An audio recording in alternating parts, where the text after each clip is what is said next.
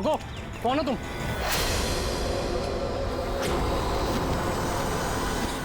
तुम नहीं, यहाँ तुम नहीं हो सकते। नहीं। ए रुक, अरे यहाँ आने की परमिशन नहीं है किसी को। वॉचमैन पकड़ो इसे। वो देखो भाग रहा है, पकड़ो उसे।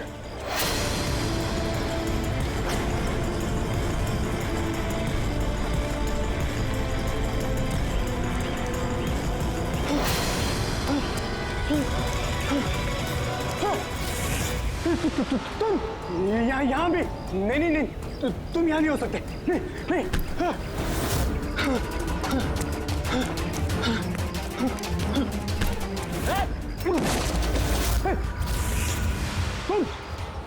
तुम मेरे पीछे क्यों पड़े?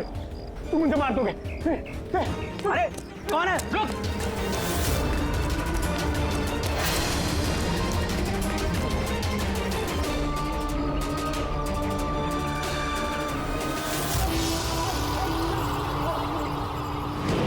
परेश, तुम कहाँ हो? मैं तुम्हारी मदद करने आया हूं। देखो, डरो नहीं, सामने आओ। मैं तुम्हें उससे बचा लूंगा। कुछ नहीं कर पाएगा वो तुम्हारा। सामने आओ परेश।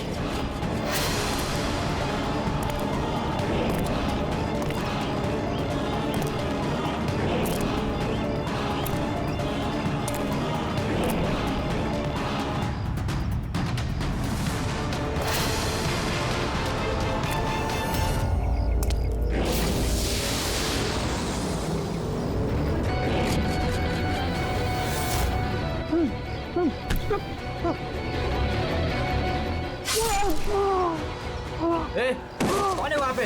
हाँ?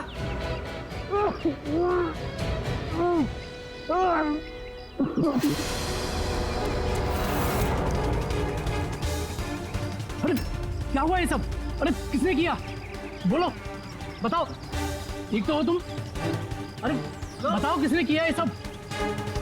इंस्पेक्टर दया।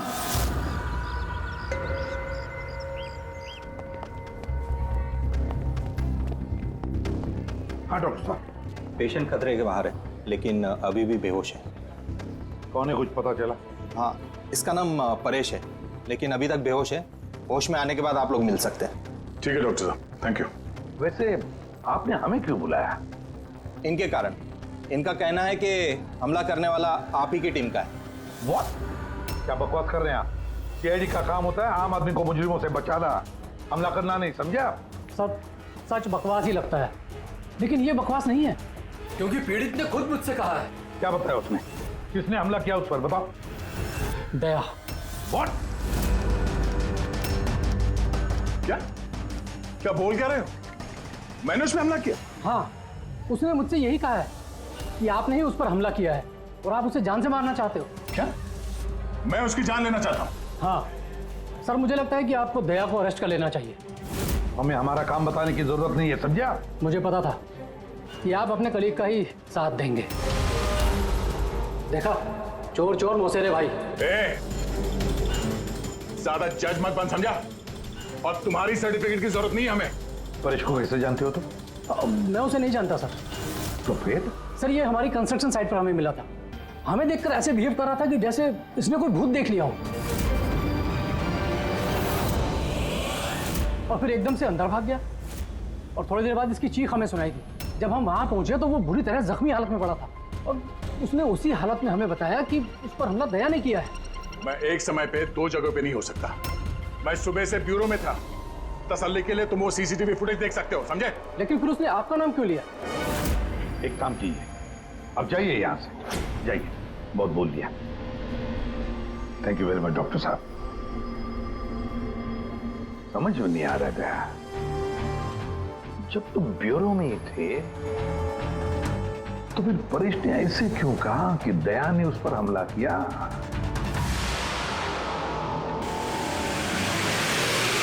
एक बात बताइए, जब आप लोगों ने यहाँ पे परेश को जख्मी हालत में देखा था तो उसके साथ में कोई था या किसी को आते जाते देखा हो?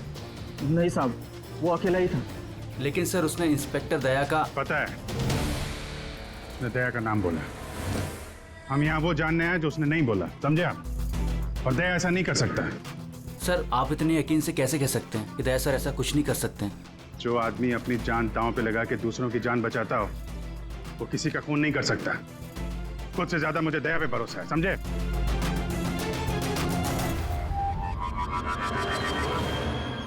आसपास चेक करते हैं, शायद कोई सबूत मिल जाए।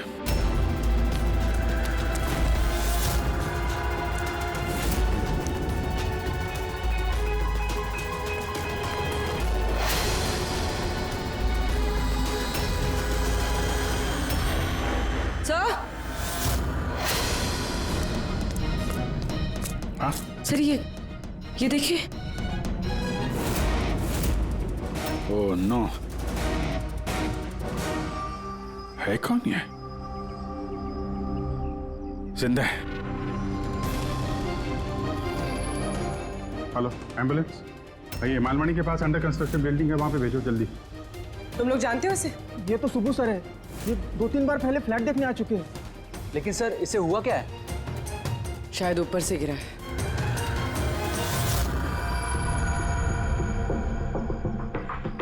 ऊपर से गिरा है या फिर गिराया गया है? पेशेंट की कंडीशन स्टेबल है, ये बहुत जल्द होश में आ जाएगी। गुड।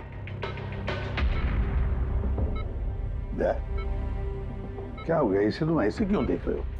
जानते हो इसे? साहब, अभिजीत तुम यहाँ क्या कर रहे हो? जिस अंडर कंस्ट्रक्शन बिल्डिंग में इस परेश पे हमला हुआ है, वहां पे हमें एक और आदमी जख्मी हालत में मिला। और एक आदमी? कौन है वो? तो वॉचमैन बता रहा था उसका नाम सुबू है, वहां पे 2-3 बार आया था मकान देखने के लिए। उसके हाथ में से हमें ये कपड़े का टुकड़ा मिला है। अच्छा, छोड़ दो मुझे मत मारो, छोड़ दो मुझे, मत मारो मुझे, छोड़ दो मुझे। परेश, मैं इसे भी प्रद्युमन CID से। घबराओ मत, तुम्हें कोई कुछ नहीं करेगा, हम तुम्हारे साथ हैं। दया छोड़ दो मुझे, दया छोड़ दो मुझे मत मारो दया। परेश, दया तुम्हारे सामने खड़ा है, मैं इसे भी प्रद्युमन हूँ। दया छोड़ दो मुझे। परेश, दया तुम जाओ। दया तुम क्या चाहते हो मुझसे? दया छोड़ दो मुझे। परेश क्या बात कर रहे हो? दया छोड़ दो मुझे मत मारो दया। परेश, मैं दया नहीं, मैं अभिजीत हूँ। दया जाओ यहाँ से, जाओ। अरे दया इधर है।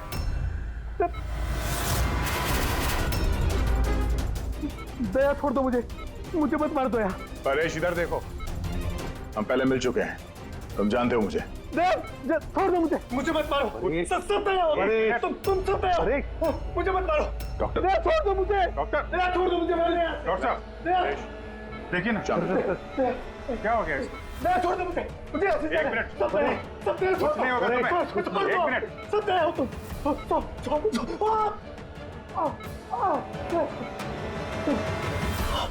दया हो तुम सब दया हो, सब दया हो।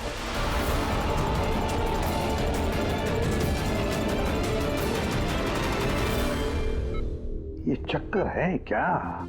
और हर किसी के चेहरे में उसे मेरा चेहरा नजर आता है। हाँ वही तो, इसलिए जब उसने उस आर्किटेक्ट को, उसके असिस्टेंट को, उस वॉचमैन को देखा तो ऐसे बर्ताव करने लगा जैसे उसने भूत देखा है। और उसके दिमाग का भूत दया तुम हो। तुम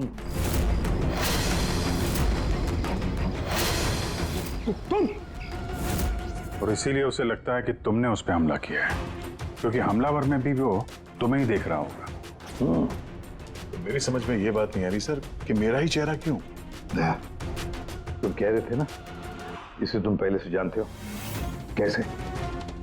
सर लगभग 15 साल पहले मैंने इसे गिरफ्तार किया था सर। हाँ, और 2 साल पहले ये जेल से छूट गया, और पिछले 2 साल में अलग अलग केस में मैंने इसे 2 बार अरेस्ट किया सर।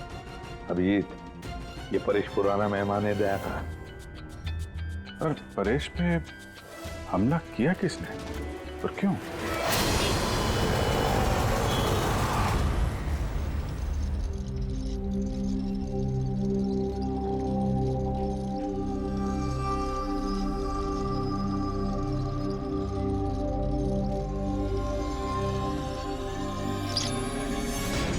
अरे मैडम जरा ध्यान से।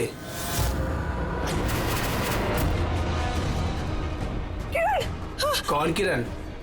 मैं कोई किरण नहीं हूँ। अरे क्या कर रही मैडम, क्या कर रही हैं आप? आपको कुछ गलतफहमी हो रही है मैम।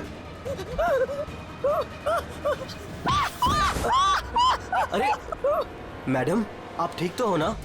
किरण? कौन किरण?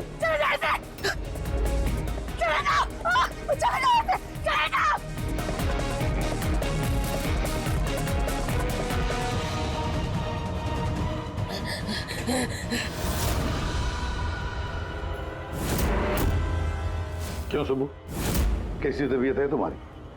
सर, पैर की हड्डी टूट गई है और बाकी इधर उधर थोड़ी सी चोटें लगी हैं। मुझे एक बात बताओ, क्या हुआ था उस दिन? हाँ? वो आदमी सीढ़ियों से भाग रहा था जब मैं उससे टकराया, और जब मैंने उसके हाथ में चाकू देखा तो मैंने शोर मचाया और उसे पकड़ने की कोशिश की, लेकिन तब उसने मुझे धक्का दे दिया और मैं नीचे गिर गया। उसके बाद सर कुछ याद नहीं। सुबह, तुम्हारे हाथ में से हमें वो जो एक कपड़े का टुकड़ा मिला था, लाल कलर के चौकड़ी का, क्या वो उस आदमी की शर्ट का टुकड़ा था? जी सर, शर्ट पहना था उसने वो, और हाथापाई के दौरान शायद वो मेरे हाथ में आ गया था। अच्छा, ये बताइए, उस आदमी का चेहरा देखा था? सब कुछ इतनी जल्दी में हुआ कि कुछ याद नहीं। ठीक है, अब तुम जाओ, अगर जरूरत पड़े तो हम तुमसे फिर मिलेंगे, ठीक है? जी सर, थैंक यू सर। जाओ।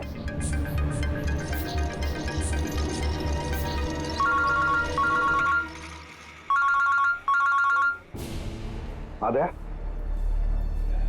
क्या? कहां पर?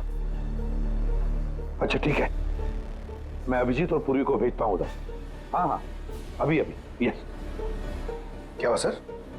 दया बता रहा था कि किसी सुपरमार्केट में एक औरत आसपास के सभी लोगों पर हमला कर रही थी और हर एक को किरण किरण किरण नाम से पुकार रही थी। देखिए मैडम, हम लोग सीआईडी से हैं, आपकी मदद करने के लिए आए हैं, ठीक है? ये चाकू हमें दीजिए। तुम्हें किरण हो? देखिए मैडम, मैं किरण नहीं हूँ, मैं इंस्पेक्टर अभिजीत हूँ। मैं तुम्हें भी जान से मार दूंगी। मैं नहीं छोड़ूंगी। आप प्लीज नहीं छोड़ूंगी। चाकू रखिए। तुम भी किरण हो, मैं बोलता। क्या हुआ? सॉरी। Oh no. अरे क्या हो गया? ये औरत गिर कैसे गई? क्या हुआ? हटिए, आजा। एक्सक्यूज मी, हटिए, पीछे हटिए। एक मिनट पीछे आइए। हुआ क्या है इसको? मैडम सुनिए। क्या हुआ इसे? मैडम, सर ये तो मर चुकी है। क्या? इसके शरीर में टेट्राकोटॉक्सिन या ब्यूरारे नाम का जहर इंजेक्ट किया गया था, जिसकी एक बूंद भी जानलेवा हो सकती है। मगर ये जहर तो हमारे देश में आसानी से नहीं मिलता ना? सिर्फ उसे ही मिलता है जो बड़ा रिसर्च कर रहा हो। तो भगदड़ में किसी ने वो पॉइजन इसे इंजेक्ट कर दिया। मगर एक काम करो, इस हादसे के वक्त का जो सीसीटीवी फुटेज है ना, वो अच्छी तरह से चेक करो। खूनी की तस्वीर उसी में मिलेगी सर। और सर, इस परेश का क्या? इसे हर जगह मैं ही क्यों दिखता हूँ? सालू के साहब, मुझे तो ये केमिकल की बहुत बड़ी गड़बड़ लग रही है। ठीक कह रहे हो फ्रेडी बॉस, ये वाकई किसी खास केमिकल की वजह से, क्योंकि मुझे इसके और परेश के दिमाग में एक अलग किस्म का केमिकल मिला है। तुम्हारे कहने का मतलब है कि इसी केमिकल की वजह से इन दोनों का बर्ताव एक जैसा और एक ही चेहरा इन दोनों को दिखता है। हाँ बॉस, और मैं इस केमिकल को और डिटेल में समझने की कोशिश कर रहा हूँ। मतलब जब तक इस परेश के दिमाग पर इस केमिकल का असर रहेगा, हमें कोई जवाब नहीं मिलेंगे। और अभिजीत, ये कपड़े का टुकड़ा जो आपने हमें दिया था, इसमें से भी हमें कुछ मिला है। कमाल है तारिका जी, आज तो फोरेंसिक में एक के बाद एक सबूतों का खजाना हाथ लग गया है। क्या मिला क्या आपको? ये कॉटन का कपड़ा है और इसके रेशों में आटे के कुछ ट्रेसेस मिले। आटा? सिर्फ आटा? सिर्फ आटा। हाँ वाकई खजाना तो हाथ लगा है। आटा। सर ये फोटोग्राफ है सर। ये जितने भी लोग हैं इनमें से किसी ने उन्हें पॉइजन का इंजेक्शन दिया सर। अब और एक काम करो, ये जितने सारे लोग हैं ना, इन सब की मूवमेंट ट्रैक करो शॉपिंग मॉल में। खून होने से पहले ये लोग कहाँ थे, कहाँ से आए, क्या क्या कर रहे थे, और खून होने के बाद में देखो ये लोग कहाँ कहाँ गए। ओके?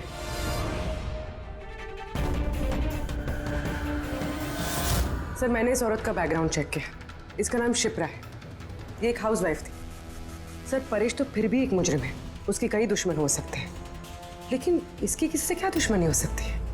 वजह तो कुछ भी हो सकती है पूर्वी, लेकिन एक बात कॉमन है शिप्रा और परेश के बीच में, तो उन दोनों के ब्रेन में वही केमिकल मिला है, तो उन दोनों का दुश्मन भी एक ही हो सकता है।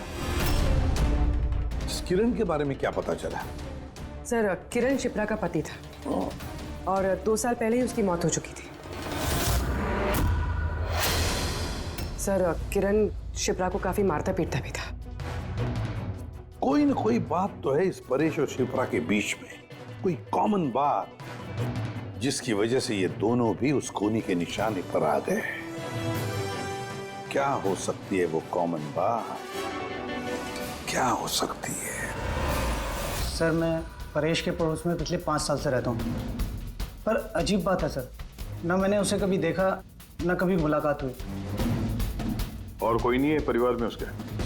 सर, उसके पिताजी थे, जिनकी मौत तब हो गई थी जब वो जेल में था, और कोई नहीं है। सर, शिप्रा का हस्बैंड बहुत स्ट्रिक्ट था। वो उससे मिलना तो दूर, किसी से बात तक करने अलाउ नहीं करता था। इनफैक्ट वो तो उसको मारता पीटता भी था।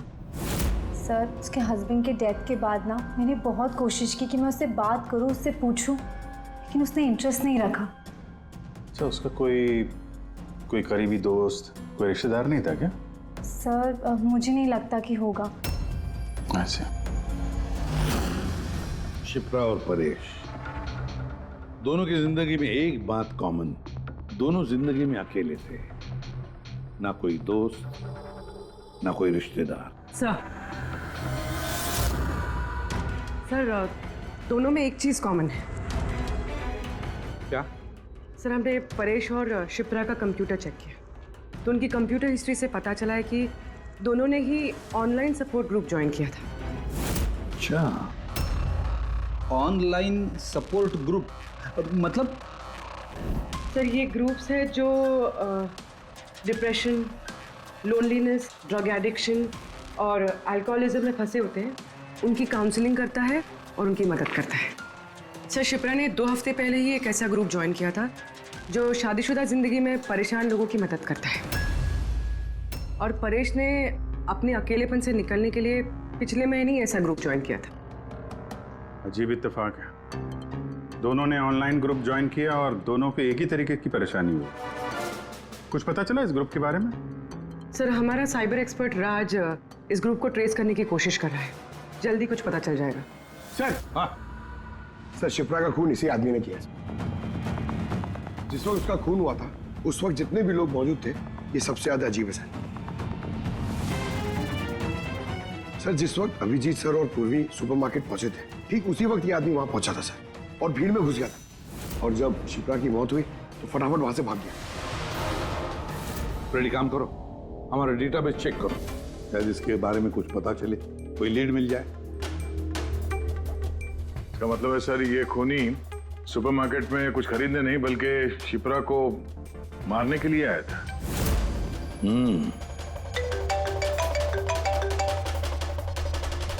हाँ राज, ओके,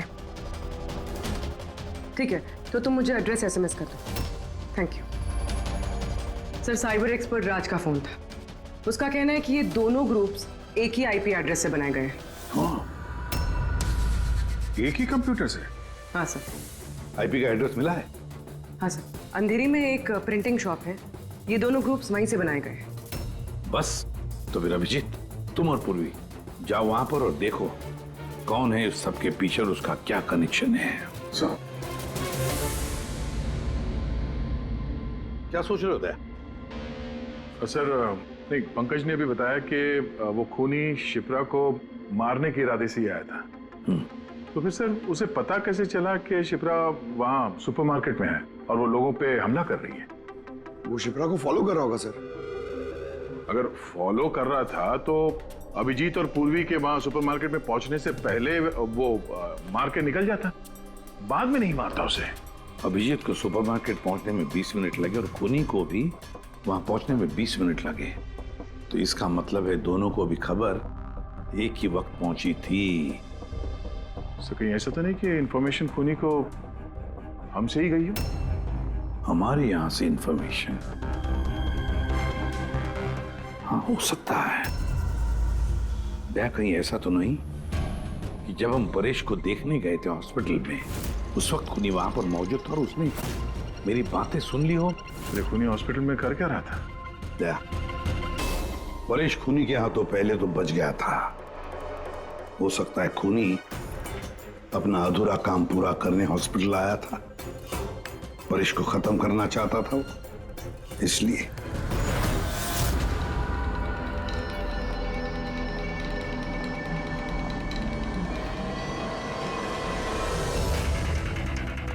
डॉक्टर साहब, क्या आपने इस आदमी को देखा है?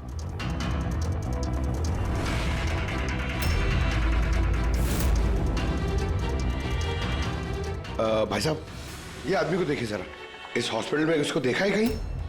हाँ हाँ, इसको तो मैंने देखा है। कहाँ देखा है? वहाँ वेटिंग रूम में।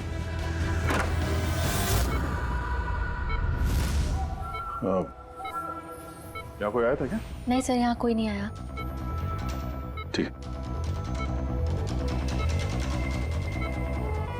हाँ दया। सर परेश तो ठीक है, पर वो खूनी अभी तक दिखा नहीं। कहीं तो छुप कर बैठा ही है दया, सही वक्त का इंतजार कर रहा है। वेटिंग रूम में भी चेक किया सर, वहां भी कोई नहीं है। तो यही पता है, पर कहाँ छुप कर बैठा है ये?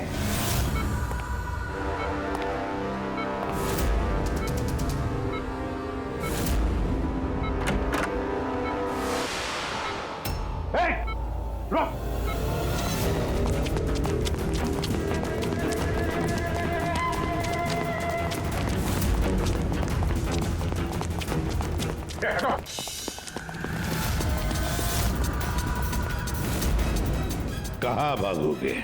रुक!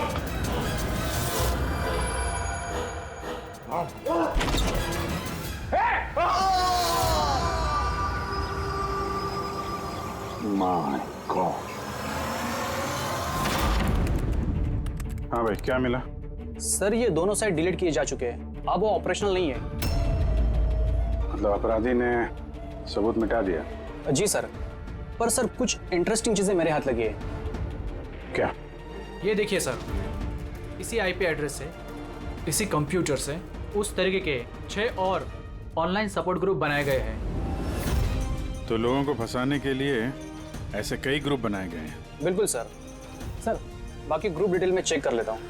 मतलब सर, परेश और शिप्रा के अलावा और भी कई लोग हैं जिन्हें इन लोगों ने फंसाया है। मगर सर, मकसद क्या हो सकता है इस तरह से साइट बना के लोगों को टारगेट करने का? वही केमिकल से रिलेटेड कुछ होगा। ये कुछ मिला रजिस्टर में? हाँ सर। सर, पिछले 3 महीनों में 85 लोगों ने एक कंप्यूटर यूज किया है। सबकी डिटेल्स चेक करनी पड़ेगी। ठीक है सर, ये देखिए, 6 में से 5 ग्रुप डिलीट किए जा चुके हैं, लेकिन अभी भी एक सपोर्ट ग्रुप एक्टिव है और अभी भी उसे कोई ऑपरेट कर रहा है। Enhancing the life of lonely people, मतलब साफ है, ग्रुप बनाया जाता है, तना लोगों को फंसाया जाता है और बाद में ग्रुप डिलीट। तो अब उन्हें एक और शिकार की जरूरत है। एक आइडिया है पूरी? कुछ पता चला इस आदमी के बारे में? फिलहाल तो कुछ नहीं। वॉलेट के अलावा इसके पास कुछ भी नहीं मिला है, मोबाइल फोन तक नहीं। तो हमारे पास कोई सुराग नहीं है। दया, ये केस दिखता उतना सिंपल नहीं है, बहुत बड़ा षड्यंत्र है ही है। कई सारे लोग इसमें इन्वॉल्व हैं। ये तो इस खेल का मोहरा लग रहा है सर, वो भी भाड़े का। और इस केस का मास्टरमाइंड अभी भी आजाद घूम रहा है, अपने नए शिकार की तलाश में होगा। जल्द से जल्द ढूंढना होगा सर इसे। हाँ पंकज, आराम से। बस खड़े। ये क्या ही था उनके? सर, आप ये क्या खेल खेल रहे हैं पंकज के साथ? नहीं, ये कोई खेल नहीं है। बस मैंने बताया था ना, ये केस बहुत ही पेचीदा है, बड़ा कॉम्प्लेक्स है, याद है ना, मैंने बताया था उस परेश के और उस शिप्रा के दिमाग में मुझे एक अलग तरीके का केमिकल मिला था। हाँ, मैंने उस केमिकल को रिप्लिकेट किया और इस पंकज के शरीर में इंजेक्ट कर दिया। What? तू पागल हो गया शाहरुख है? अगर इसे कुछ हो गया तो? अरे कुछ नहीं होगा यार, बिलीव मी, मैं पागल हूं क्या?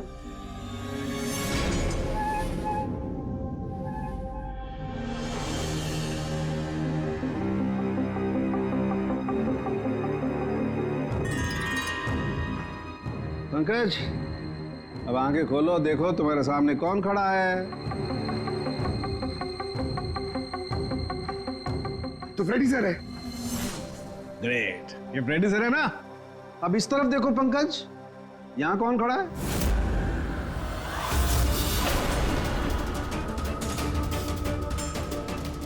ये कैसे हो सकता है? ये इधर फ्रेडी सर, यहाँ फ्रेडी सर।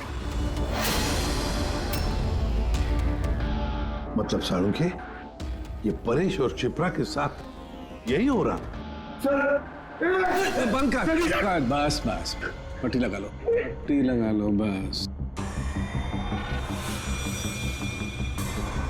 ये देखा बस, इसे फ्रेगोली सिंड्रोम कहते हैं। इस सिंड्रोम में इंसान को एक ही चेहरा हर चेहरे में दिखाई देता है। उस इंसान का चेहरा जिसे या तो वो सबसे ज्यादा नफरत करता है या जिससे सबसे ज्यादा डरता है।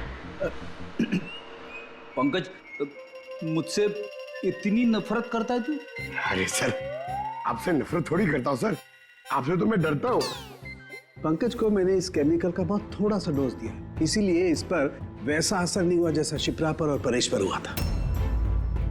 परेश और शिप्रा को तो इतना हैवी डोज दिया गया था कि उनके दिमाग पर गहरा असर हुआ और साइकोसिस लेवल पर पहुंच गए।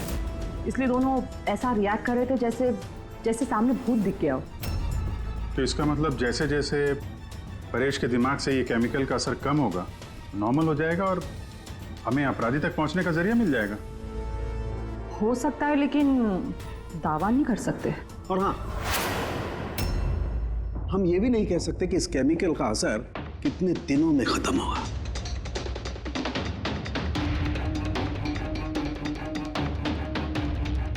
अगर हम परेश के ठीक होने का इंतजार करेंगे तो बहुत देर हो जाएगी। हमें कोई और तरीका ढूंढना होगा, कोई और तरीका। हाँ पूर्वी। सर, मैंने वो ऑनलाइन ग्रुप पे रजिस्टर कर लिया और डिटेल्स भी एकदम परेश और शिप्रा की तरह थी। नो फ्रेंड्स, नो फैमिली, एकदम अकेले। उन लोगों को ऐसे लोगों की तलाश है। ये तुम्हारा ट्रैकर, इससे पता चलता रहेगा तुम्हारे मूवमेंट के बारे में। और ये तुम्हारा कैमरा। हमारे पास सिर्फ ये वॉलेट है सर, उस आदमी की पहचान और असलियत जानने के लिए, और ये कुछ चीजें मिली है साथ में। पेट्रोल पंप का बिल, ये होटल का मैच बॉक्स, खरीदा हुआ मैच बॉक्स, ये नंबर किसका है? ये सेलफोन लगता है किसी? सर, हम इस पेट्रोल पंप पे गए थे, वहां से पता चला सर ये आदमी महीने में 2-3 बार वहां पे आता है, और सीसीटीवी फुटेज में हमने देखा कि वो अपने बाइक पे हर बार अलग अलग नंबर प्लेट लगा के आता है। हाँ, और पेमेंट कैश में करता है। और सर, ये मैच बॉक्स जिस होटल का है वहाँ पे भी हमने पूछताछ की।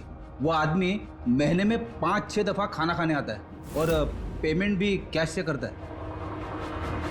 सर, ये नंबर के बारे में आप पूछ रहे थे सर, ये बार में एक लड़की है जो काम करती है, उसका है। वो कह रही थी कि उस आदमी का नाम अशोक है, और 1-2 बार उनसे बात हुई है, फिर वो गायब हो गया सर। मतलब हमारे पास इस अशोक के बारे में सिर्फ इतनी इंफॉर्मेशन है। एक काम करते हैं, ये सारी जो लोकेशंस है ना, पेट्रोल पंप, बार और ये होटल, देखते हैं कहाँ पर है। जरा मैप दिखाओ।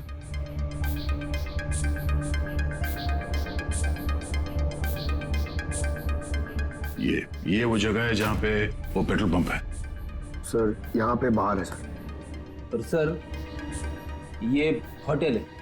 बार, ये होटल, पेट्रोल पंप। दया सर, ऐसे नहीं लगता तुम्हें? देखो ना कि सारे के सारे लोकेशंस 1 किलोमीटर के दायरे में है यहाँ से। हो सकता है सर उसका घर या ऑफिस इस जगह के आसपास ही कहीं।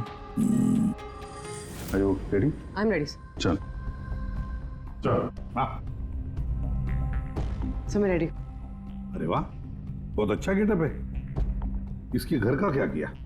सर पूर्वी के लिए भाड़े पे 1 हफ्ते के लिए घर लिया। आई मीन अल्पा के लिए। अल्पा, ठीक है, गुड। लेकिन पूर्वी, चौकन्ना रहना। उनका पहला कदम क्या होगा हमें पता नहीं है। Yes. Good luck. Thank you sir. अब एक काम करते हैं, इस 1 किलोमीटर के दायरे में इस अशोक का फोटोग्राफ दिखाते हैं, सबको दिखाते हैं। शायद कोई निकले जो इसको जानता हो।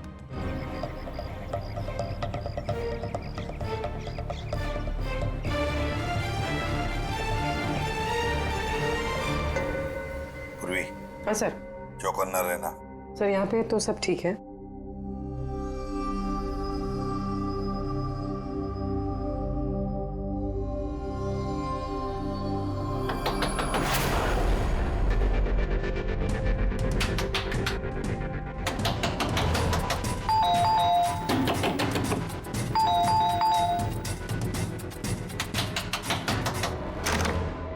जी कहिए। वो मेरे पीछे ना कुछ गुंडे पड़े, मैं अंदर आ सकती हूँ प्लीज? 1 मिनट।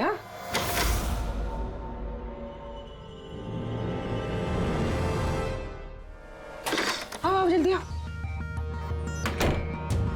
क्या क्या क्या हुआ क्या तुम्हें?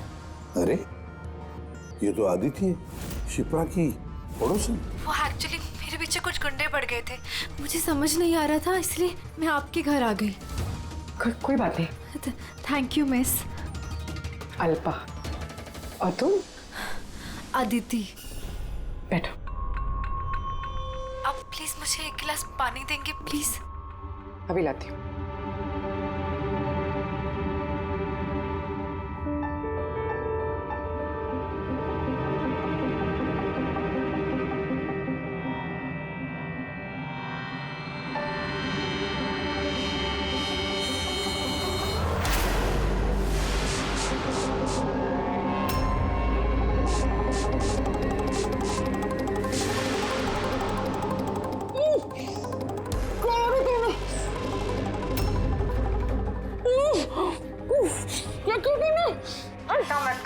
कुछ ऐसा नहीं किया, ज्यादा दर्द नहीं दूंगी तुझे मैं।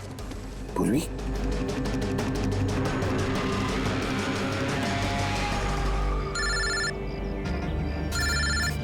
हाँ सर। क्या शिप्रा की पड़ोसन अदिति? सर मैं फौरन वहां पहुंचता हूं। नहीं सर, अब अशोक का भी पता नहीं चला। ये सर। सब कुछ प्लान के मुताबिक तो चल रहा है। अब देखते हैं आदिति पूर्वी को कहां लेकर जा रही है। अरे ये क्या, ट्रैकर एक ही जगह पे मूवी नहीं हो रहा? कहीं ऐसा तो नहीं उन लोगों को ट्रैकर के बारे में पता चला हो, निकाल कर फेंक दिया हो? माय गॉड, अब तक पहुंचेंगे कैसे इन सब तक?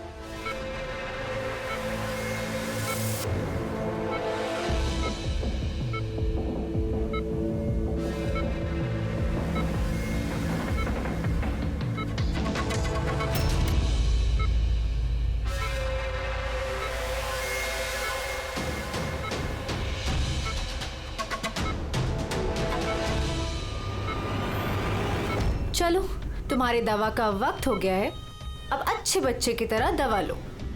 और तुम बिल्कुल भी टेंशन मत लेना, तुम्हें ज्यादा दर्द नहीं दूंगी। कौन हो तुम? छोड़ो मुझे, छोड़ो मुझे। चिंता मत करो, मैं तुम्हें दर्द नहीं दूंगी। छोड़ो मुझे।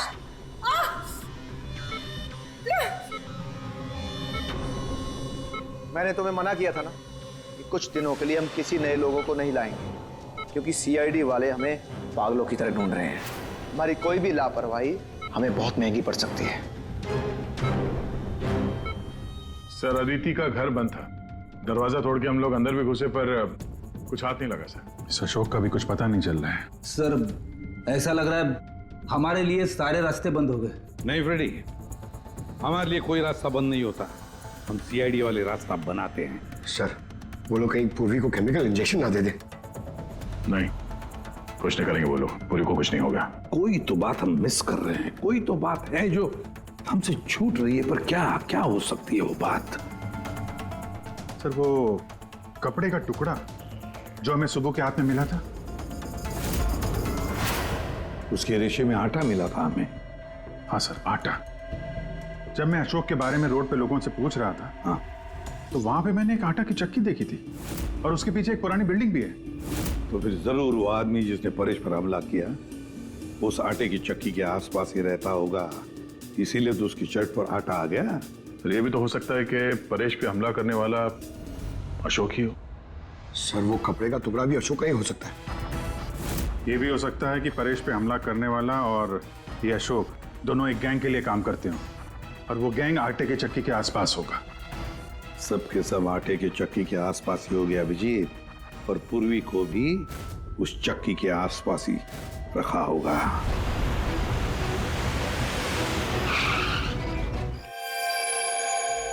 कोई अपने जगह से नहीं लेगा, कोई भी नहीं। पूर्वी कहाँ है? अदिति, पूर्वी कहाँ है?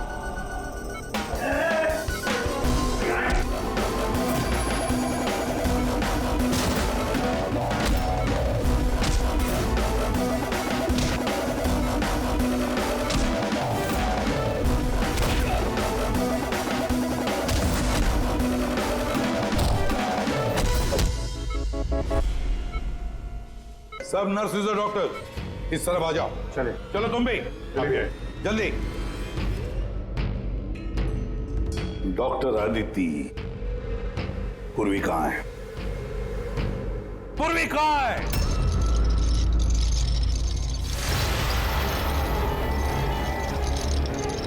तुम्हारी पूर्वी मेरे पास है एसीपी।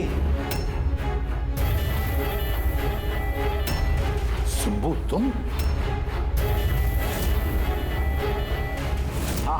मैं, जिसे तुम लोग यहां वहां खोज रहे थे ना, वो तुम लोगों के साथ ही था। मुझे देखकर अफसोस तो हो ही रहा होगा ना। मुझे पता था सीआईडी कोई भी काम अधूरा नहीं छोड़ेगी, इसलिए मैं अपना हर कदम फूंक फूंक कर रख रहा था। लेकिन इस अदिति की बेवकूफी की वजह से सब गड़बड़ हो गया और मुझे फंसाने के लिए तुमने अपने इस ऑफिसर को मेरे पास भेज दिया। लेकिन अब ये मेरे जाल में फंस चुकी है और मुझे यही यहां से बाहर निकालेगी। तुम्हें क्या लगता है पूर्वी की आड़ लेकर तुम हमसे बच जाओगे? नहीं, लगता नहीं है, ऐसा ही होगा। अगर तुम अपने इस बहादुर ऑफिसर को जिंदा देखना चाहते हो तो मुझे यहां से जाने दो। नहीं तो मैं ये केमिकल इसके अंदर इंजेक्ट कर दूंगा और उसके बाद क्या होगा तुम लोग सब जानते हो। पर ये सब तुम क्यों कर रहे हो? हाँ? अपने बेटे रवि के लिए। अपने बेटे के लिए? हाँ, मेरे बेटे को पार्किंसन नाम की बीमारी है। मैं अपने केमिकल से उस बीमारी का इलाज ढूंढ रहा हूं और मैं जिस फार्मा में काम करता हूं वो मुझे इंसानों पर उसे ट्राई करने नहीं देते। इसीलिए तुमने अपने तरीके से लोगों को फंसा के उन पे ये एक्सपेरिमेंट करना शुरू कर दिया।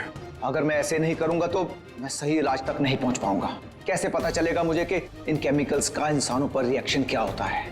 और इसीलिए तुम सपोर्ट ग्रुप में ऐसे लोगों को टारगेट करते थे जो अकेले रहते थे, ताकि अगर वो गायब भी हो जाए तो किसी को भनक ना लगे और तुम उन पर अपने एक्सपेरिमेंट्स आराम से करते रहो। हाँ?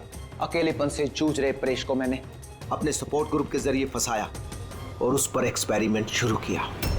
लेकिन इन सबकी गलती की वजह से वो यहां से भाग निकला और तुम लोगों के हाथ लग गया। नहीं तो मेरा प्लान कभी फेल नहीं होता। तभी तुम उसकी जान के पीछे पड़े हुए थे। मैं तो उसे उस अंडर कंस्ट्रक्शन बिल्डिंग में ही मार डालता, लेकिन वो आर्किटेक्ट बीच में आ गया।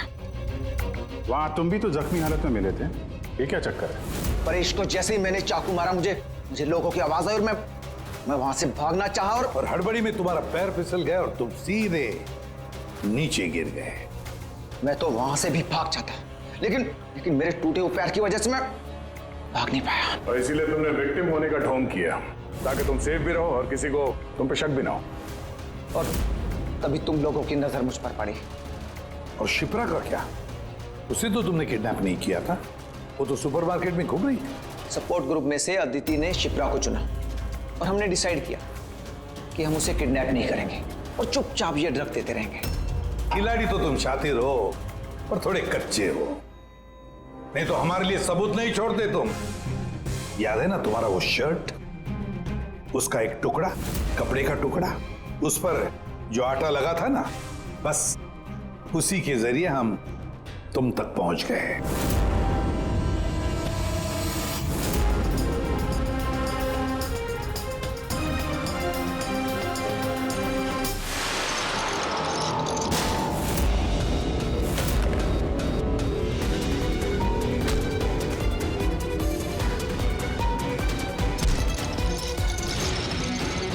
पूर्वी,